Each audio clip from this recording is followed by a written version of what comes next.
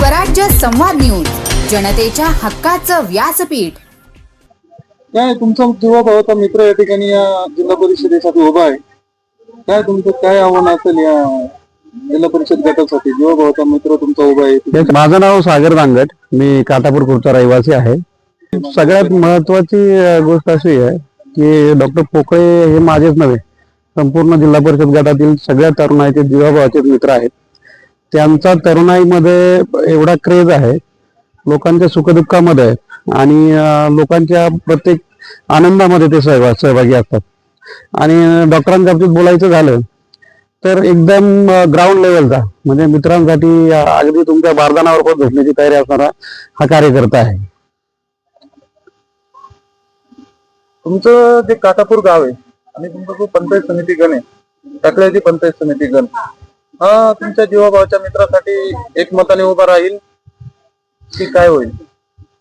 नक्कीच डॉक्टर सुभाषराव पोकळेंचा जो स्वभाव आहे तो जो आहे तो लोकाभिमुख आहे, म्हणजे लोकांसाठी केलेलं राजकारण अशा प्रकारचं आहे।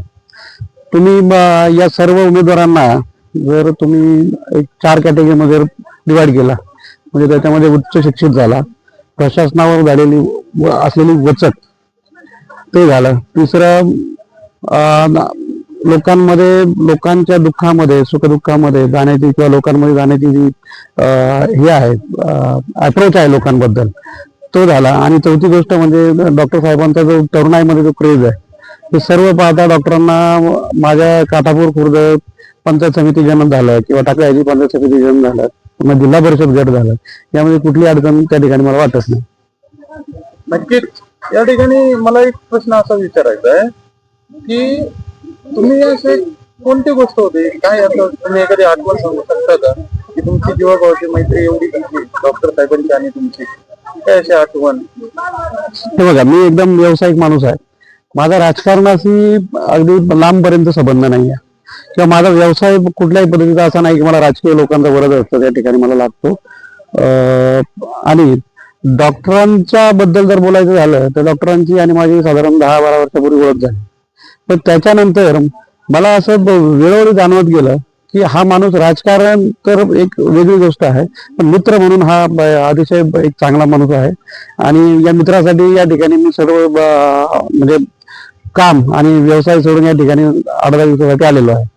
म्हणजे तुम्ही या प्रचारामध्ये नक्कीच सहभागी झालाय, तुमच्या सोबतची जे तरुणाई आहे किंवा तुमचा जो मित्र परिवार आहे पूर्ण गटातला, हा तेवढाच ऍक्टिव्ह राहील का ह्या डॉक्टरांसोबत? 100% राहील। डॉक्टरांचं प्रत्येक घरामध्ये प्रत्येक माणसापर्यंत तुम्ही जर आता मी डॉक्टरांना नेहमी याच्यामध्ये चेष्टेमध्ये विचारत असतो, या सर्व लोकांची ओळख, या सर्व लोकांची नावं, या सर्व लोकांची नाती तुमच्या लक्षात कशी काय राहतात?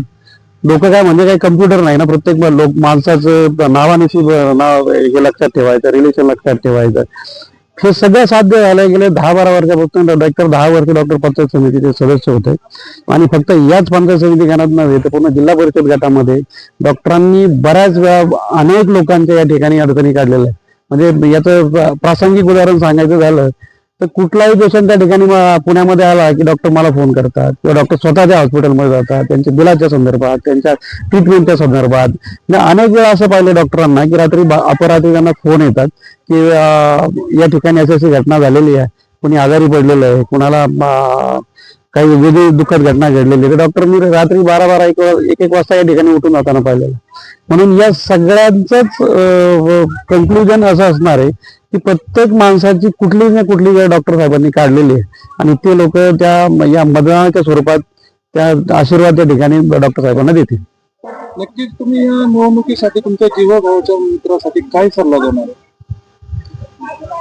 याच्यात खरं सांगायचं तर डॉक्टर साहेबांचे संबंध ऑलरेडी लोकांशी चांगले आहेत आणि आता उमेदवार फार आहेत, 4-4, 5-5 उमेदवार आहेत त्या ठिकाणी। धनशक्तीचा पण त्या ठिकाणी प्रयोग केला जाणार आहे, पण हल्लीच्या काळामध्ये धनशक्तीचा उपयोग त्या ठिकाणी होत नाही। लोकांच्या वेळा जर तुम्ही काढलेल्या असतील, लोकांच्या दुःखामध्ये जर तुम्ही त्या ठिकाणी गेलेले असाल तर तुम्हाला कुठली भीती त्या ठिकाणी राजकारणात नाहीये।